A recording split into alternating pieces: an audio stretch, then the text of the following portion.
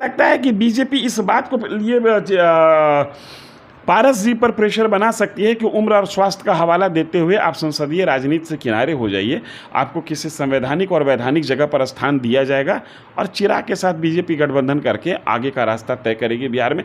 ये महागठबंधन में इनके लिए कोई जगह हुआ है नहीं। वहाँ पर मैं आपको बता रहा हूँ, राजद सबसे बड़ी पार्टी है, आधा में वो अकेले है, उसके बाद जदयू, उसके बाद कांग्रेस, उसके बाद माले, उसके बाद हम, उसके बाद भाकपा, माकपा, इनके लिए जगह कहाँ है भाई? अगर जो मेरी बात नहीं मानिएगा तो हम भी कुछ उल्टा पुल्टा कदम उठा लेंगे। ये भी मैसेज है कि जब आपके कहने पर हम जदयू के खिलाफ उल्टा पुल्टा कदम उठा सकते हैं तो हम खुद को स्वाहा करने के लिए तैयार हो जाए तो आपके खिलाफ भी उल्टा पुल्टा कदम उठा लेंगे।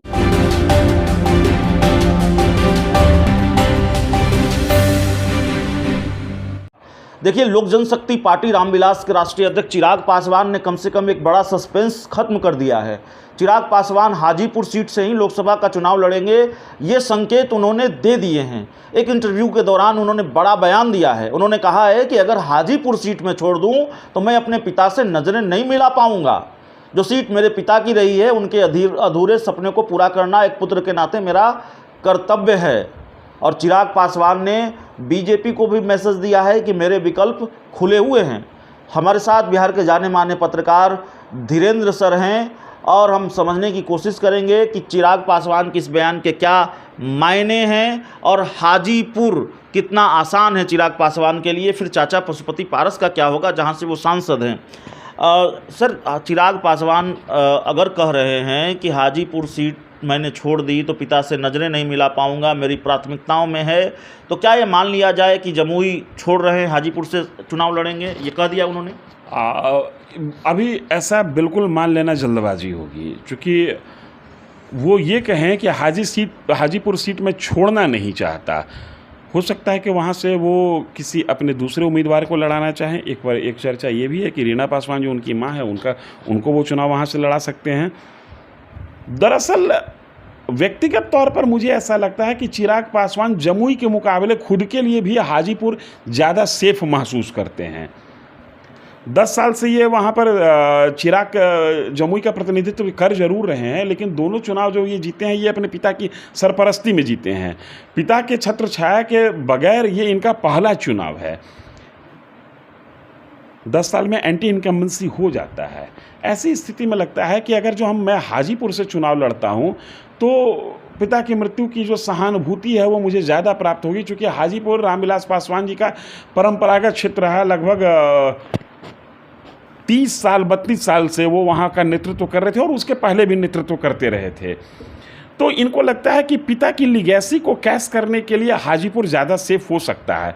लेकिन इन्होंने ये नहीं कहा है कि मैं ही हाजीपुर से चुनाव लड़ूंगा, ये कह रहे हैं कि मैं हाजीपुर छोड़ना नहीं चाहता। तो इस संभावना से भी हम इनकार नहीं कर सकते हैं कि ये हाजीपुर लेना जरूर चाहते हैं। हो सकता है कि वहाँ से ये अपनी माँ को चुनाव लड़ें या इनके पास कोई दूसरा और सशक्त दावेदार हो। और इसमें सबसे महत्वपूर्ण ये है कि ये हाजीपुर लेना चाहते हैं। इससे भी ज़्यादा इम्पॉर्टेंट ये है कि ये बीजेपी को ये मैसेज देना चाहते हैं कि अब आप पशुपति पारस से मुक्त हो जाइए।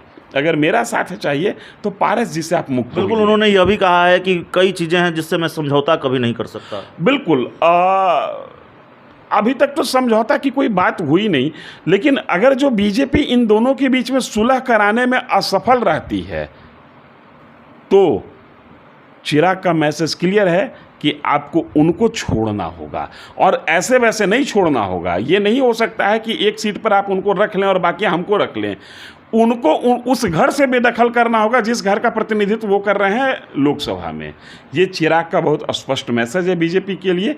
बीजेपी के लिए एक ऊहापोह की स्थिति वो जरूर क्रिएट कर दी, मुश्किल में डाल दिया है उन्होंने। मुझे ऐसा लगता है कि बीजेपी इस बात को लिए पारस जी पर प्रेशर बना सकती है कि उम्र और स्वास्थ्य का हवाला देते हुए आप संसदीय राजनीति से किनारे हो जाइए, आपको किसी संवैधानिक और वैधानिक जगह पर स्थान दिया जाएगा और चिराग के साथ बीजेपी गठबंधन करके आगे का रास्ता तय करेगी बिहार में। ये मेरी निजी समझ कहती है। इसके लिए मेरे पास कोई ठोस स्रोत नहीं है जिन तर्क और तथ्यों के आधार पर मैं साबित कर सकूं, लेकिन मेरा ये निजी कैलकुलेशन कहता है कि संभव है कि भाजपा पशुपति पारस को संसदीय राजनीति से विराम लेने के लिए कहे कि आप विराम ले लीजिए, चूँकि इस बार बिहार में बीजेपी अपने भी सिंबल पर चुनाव लड़ने वाले तकरीबन 80% उम्मीदवारों का टिकट काटेगी। एक बात जो चिराग पासवान ने कही, जिस बयान का हम हवाला दे रहे हैं, उसमें उन्होंने यह भी कहा कि मेरे विकल्प खुले हुए हैं और गठबंधन चुनाव के वक्त तय होता है, सीट और सीटों की संख्या चुनाव के वक्त तय होती है। क्या ये माना जाए कि वो महागठबंधन में जाने का इशारा भी कर रहे हैं, उस तरफ इशारा कर रहे हैं? और क्या उन्होंने ये एक प्रेशर पॉलिटिक्स है। महागठबंधन में इनके लिए कोई जगह हुआ है नहीं। वहाँ पर मैं आपको बता रहा हूँ, राजद सबसे बड़ी पार्टी है, आधा में वो अकेले है, उसके बाद जदयू, उसके बाद कांग्रेस, उसके बाद माले, उसके बाद हम, उसके बाद भाकपा, माकपा, इनके लिए जगह कहाँ है? ये केवल बता रहे हैं कि मैं और भी अलायंस का मतलब सिर्फ यही नहीं कि राजद के साथ ही अलायंस हो सकता है कि ये थर्ड फ्रंट खड़ा करने की कोशिश करें बिहार में, लेकिन ये बहुत माने ये फिजिबल होने वाला, ये मेटरलाइज होने वाली चीज़ें लगती नहीं हैं। ये जस्ट इशारा कर रहे हैं बीजेपी के केंद्रीय नेतृत्व को कि भाई अगर जो मेरी बात नहीं मानिएगा तो हम भी कुछ उल्टा पुल्टा कदम उठा लेंगे।